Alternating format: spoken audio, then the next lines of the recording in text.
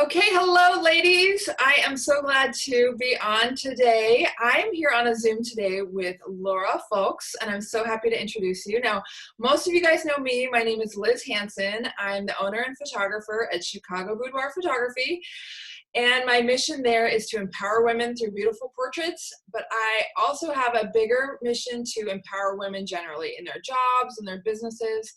And one of the things I love to do in this group is to interview women, business owners, and other women who are empowering women in various ways in their lives and hear about what they're doing. So today, I'm so excited to have Laura here and hear about what she does.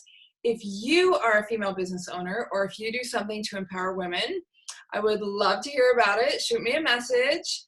I love to chat and love to hear about what people are up to. So Laura, let's get started. Can you introduce yourself and tell us a little bit about what you do? Sure.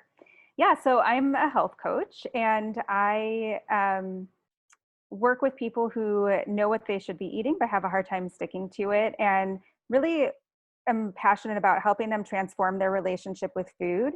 That's what I got into health coaching because I had really struggled with my weight since the age of 12 and thought that I was meant to be overweight. I thought I was big boned, but looking back, I'm not. And I was working after I had gone through my own journey to lose 60 pounds. I found myself still working the system and still eating things that I knew that I shouldn't be eating, and was gaining some of the weight back, and just kept going on this roller coaster, and realized that I was really passionate about helping other people go through their journey. And if I was able to have success, I felt like other people can too. And I wanted to really help them through their journey. And so I decided to leave my career in advertising after 13 years and make this into a career and start supporting clients to help them, so that they can understand and uncover what's leading them to fall off track or to feel like they're lacking willpower, so that they can break that pattern. Good for you. Good for you. Now tell me, okay, I know there are dietitians. I know there are lots of different kinds of health coaches. Tell me what's different. You say you don't tell people what to eat, right? Right. So tell hmm me a little bit about how you're different than other coaches people might have heard of. Yeah, sure. So my approach is really based on my experience and my struggles, like I was just talking about. And so I'll dive into that a little bit more. So after I lost weight, and it was in 2008 that I lost the 60 pounds, or lost the last of it. And I was keeping it off for a few years, but I was maintaining my weight, but like I said, I was working the system. And so I started working with my own health coach to explore my relationship with food, to figure out why I was sabotaging myself, despite having a lot of information, having had success on weight loss programs. And this was actually at the time that I was getting my certification as a health coach too. So now I had even more information than ever.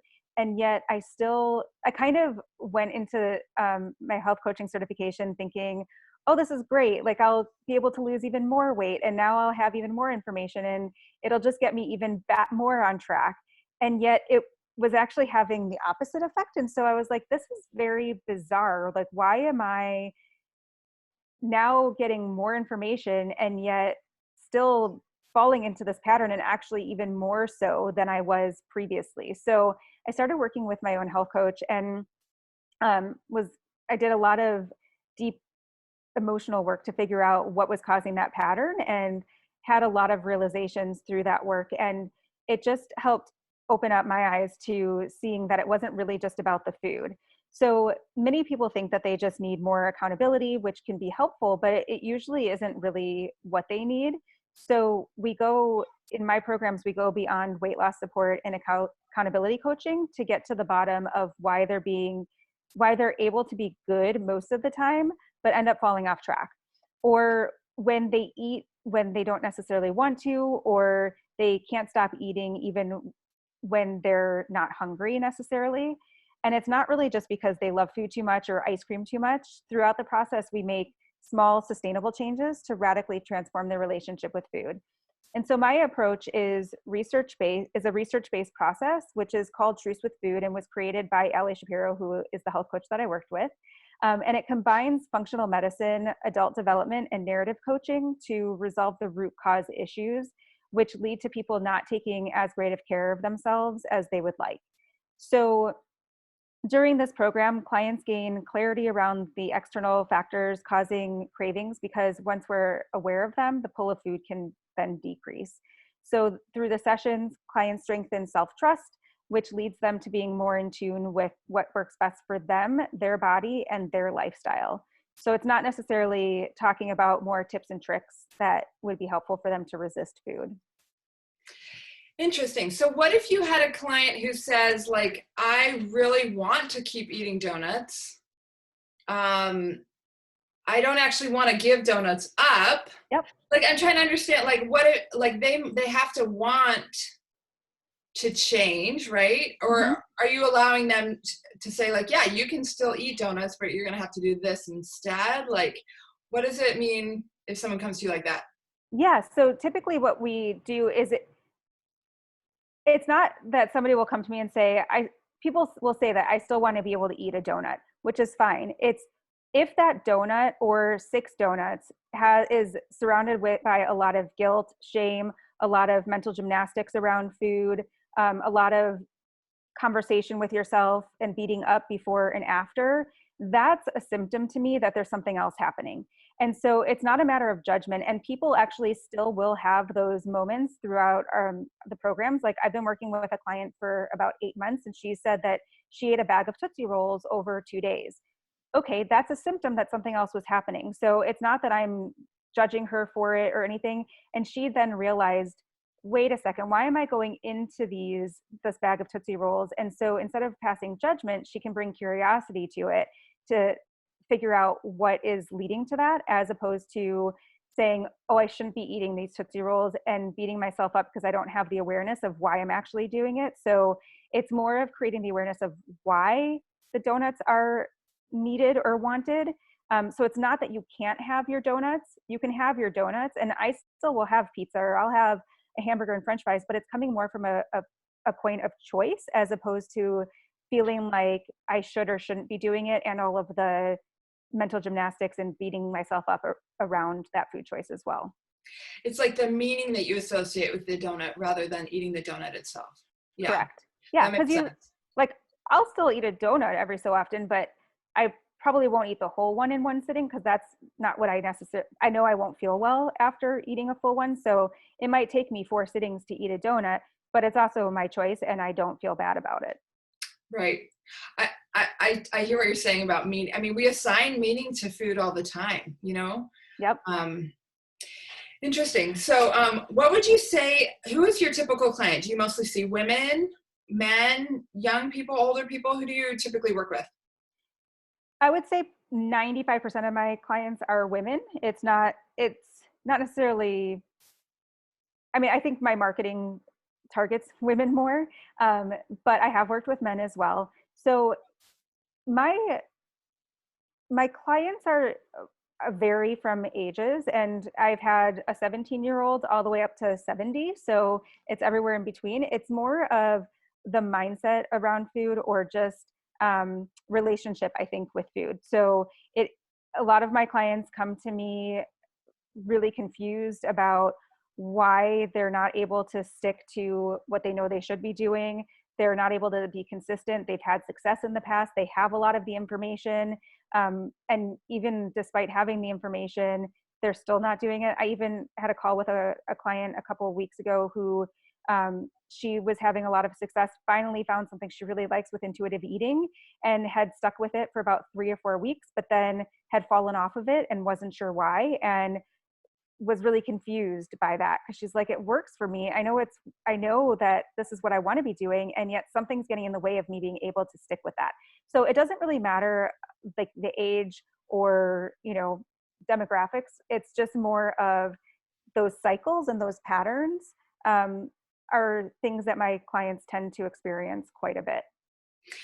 I know you only work with food, but I feel like the concepts that you use could be applied to, like, why don't I work out?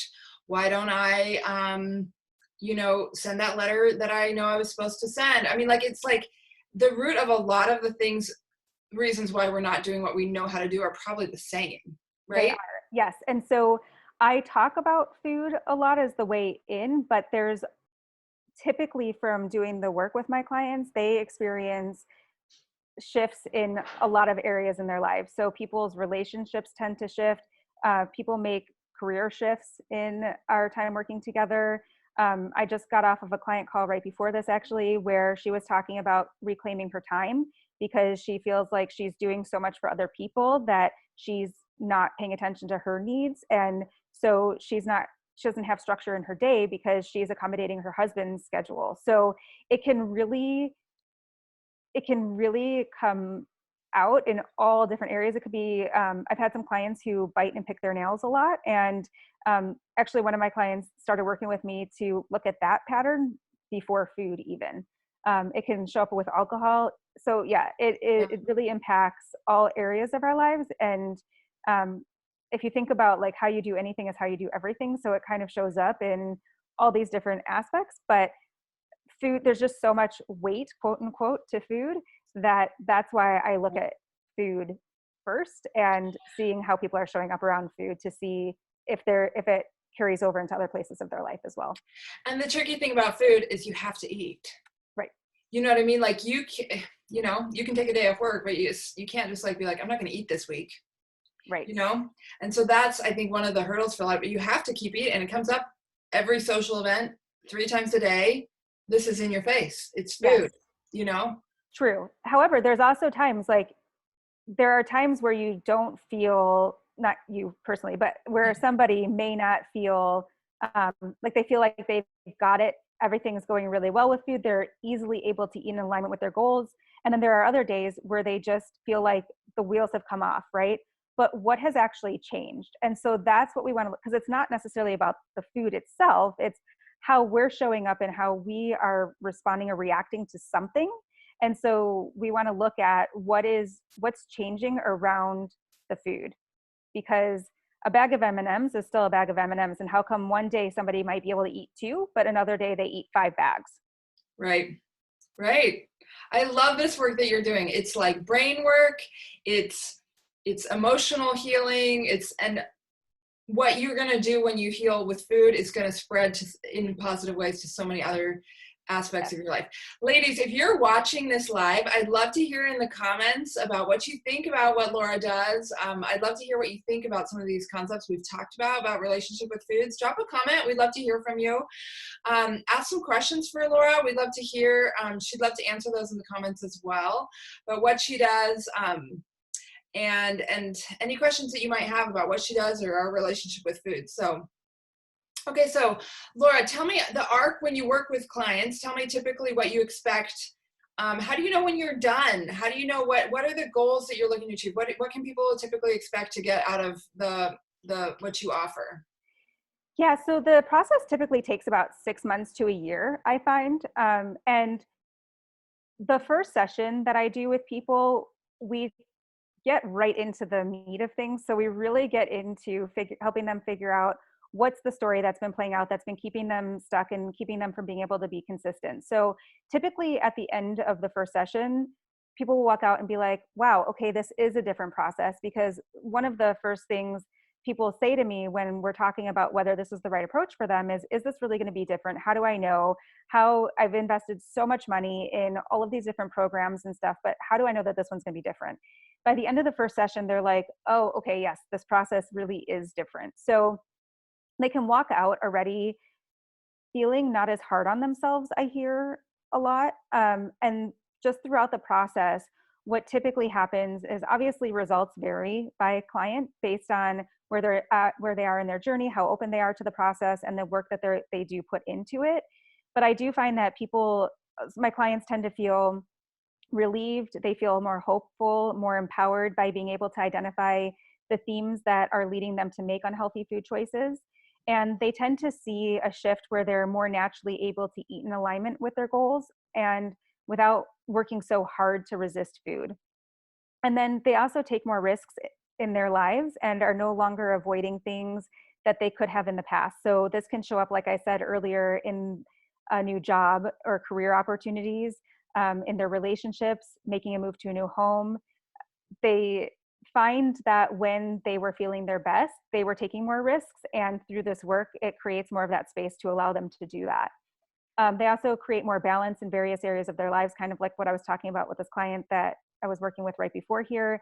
And then they also speak up more for their needs in an authentic and genuine way that feels right for them. And that leads them to experience relief and more fulfillment also in various areas of their life, not just around food.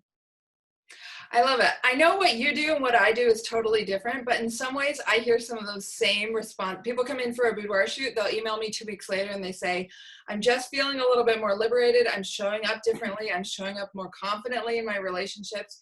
So I know that the work that we do to empower women is real and it can really help people. There's lots of ways to get at this. And I love that you're part of our group helping empower women and helping them redefine, feel less shame about food, helping them show up differently, not just with the food, all aspects of their lives. It's so important, ladies. I would love to hear what you guys think about this.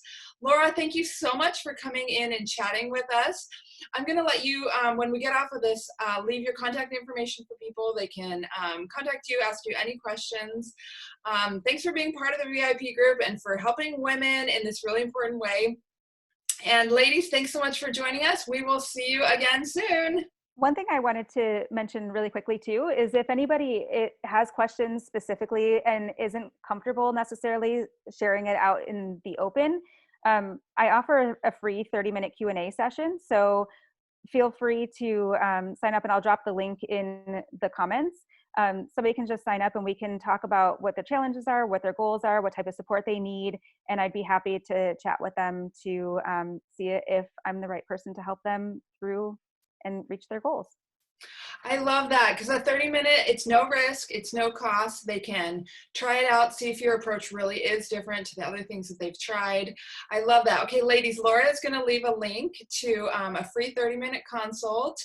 That way you can get in touch and give it a shot. And you know, you have nothing to lose. So awesome. Well, thanks so much for getting on, Laura. It was so great to chat with you, and we'll be in touch soon. Thanks for having me.